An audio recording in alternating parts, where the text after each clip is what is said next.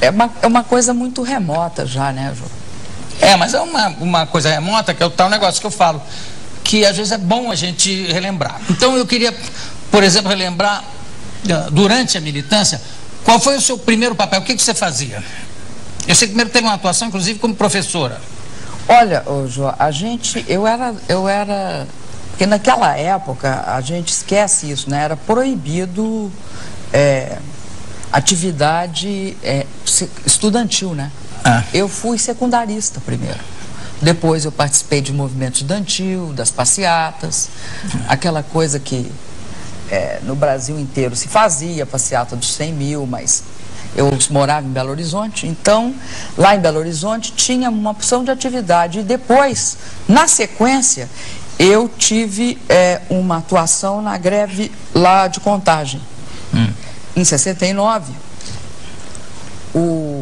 em alguns lugares do Brasil, aqui em São Paulo, lá em Osasco, né, havia uma revolta dos trabalhadores contra o arroz salarial. Não sei se você lembra disso. Lembro, claro que lembro. Né? Era na época que o ministro Passarinho, se eu não me engano, era o ministro do Trabalho. Então, havia... O ministro Passarinho que disse aquela frase infeliz: as favas com os escrúpulos, na hora de assinar o AI-5, que foi uma espécie de presente de aniversário para você, não foi? Foi um dia antes do meu aniversário. Como é que você sabe? 13, Vinha falar 14. com você, eu tinha que saber das coisas. Foi. Mas fala, então nessa época, quer dizer... Nessa época era basicamente isso. Aí começou o endurecimento do país, né? O país tem uma fase que, isso tudo é depois de 64 que eu estou falando, né? De 64 até 68, a gente vive havia já uma ditadura, tinham derrubado o governo constitucionalmente eleito, mas entre 64 e 68, o dia 13 de dezembro, não havia um fechamento absoluto ainda. Não, mas já havia perseguição, já tortura, havia perseguição, você era exílio, preso, mas não tinham acabado com habeas corpus, né? É verdade. Você tinha ainda eu diria assim, uma nesga de legalidade. Chega a 68, no dia 13, eu lembro direitinho, foi depois que a rainha foi embora. A rainha tinha visitado o Brasil, a rainha da Inglaterra, e dizia-se no jornal que depois que a rainha fosse embora, iam fechar, ia acabar todas as liberdades, ia acabar com o habeas corpus, ia acabar... Enfim, haveria... A Lei de Segurança Nacional seria transformada num instrumento de coação absoluto, né? E isso aconteceu. Houve um fechamento, fecharam o Congresso, perseguiram não só estudantes, operários, mas também até parlamentares. Houve um processo no Brasil que a gente não tem, as pessoas não têm noção. Não sei se você lembra daquela época que falavam, estudante é para estudar, operário é para trabalhar e ninguém se manifeste. Era mais ou menos essa a lógica. E vamos dizer o seguinte, qualquer panfleto que se fazia, na época chamava panfleto, qualquer texto que você fazia, e se você distribuísse na sua escola, você podia acabar preso e sem falar nas invasões de domicílio, né, que entravam... Invasão do CRUSP aqui, por exemplo, também. E invasão das casas das pessoas procuradas. Aí há uma radicalização no Brasil muito grande nesse processo. E as pessoas passam, e isso é que a parte mais terrível de uma ditadura, é que você tem a juventude, aquela parte da juventude que é a mais generosa, que se preocupa, né, com os destinos do país, ela perde as esperanças da democracia. Ela acha que não vai ter mais, nunca mais nós vamos viver em democracia, né? Então vai passando os anos e essa ideia se consolida. E aí a luta democrática, os espaços democráticos, o direito de voto, que às vezes a gente não dá valor, naquele momento ele tem um valor tão grande porque nós considerávamos, eu lembro perfeitamente, que era uma ilusão achar que no curto prazo a gente teria um processo de mudança do regime, a não ser que a gente lutasse contra ele. Eu me lembro... E aí fomos lutar contra ele. Não, me lembro que o que se pensava é que duraria pelo menos 50 anos. Havia, a não ser que você não se conformasse, você tinha de lutar, porque de uma forma ou de outra era o seu país. E mais do que isso, né? eu acho que a juventude da época foi uma juventude muito generosa, né?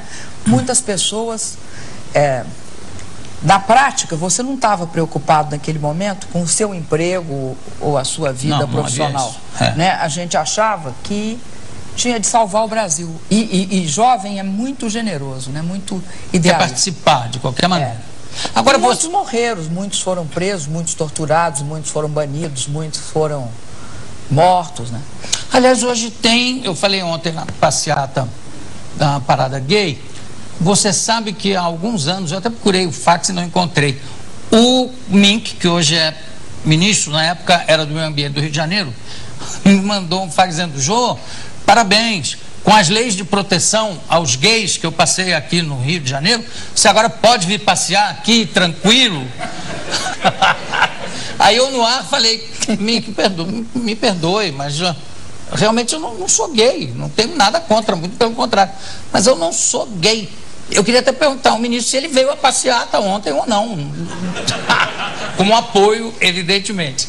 O Mink, durante a repressão, durante a época braba, chegou a ter contato com você. Vocês chegaram a trabalhar juntos ou não? Eu conheci muito rapidamente o Mink. Eu conheci ele mais depois, quando ele estava no exílio em Portugal. Eu conheci o Mink, de uma forma mais superficial, em 69, no início de 69. E depois eu fui rever o Mink. Aí sim ele já estava no exílio lá em Lisboa.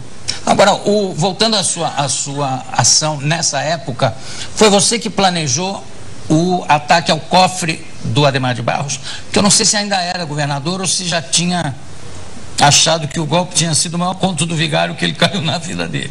Não, na verdade, Jô, tem muitas vezes essa história já foi difundida. Na época eu não participei nem planejei o assalto ao cofre do Adhemar.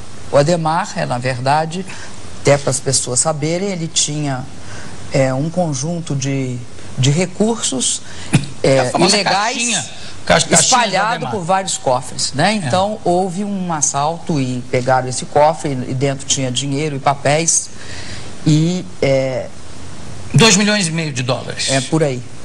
Eu não tenho certeza se era 2,5 milhões, mas era muito dinheiro. Agora, de uma curiosidade maior que eu tenho é o seguinte: o que mais tinha no cofre do Adhemar? Parece até título de peça. Olha, o que se dizia na época e depois nos jornais também isso foi dito, que tinha documentos políticos.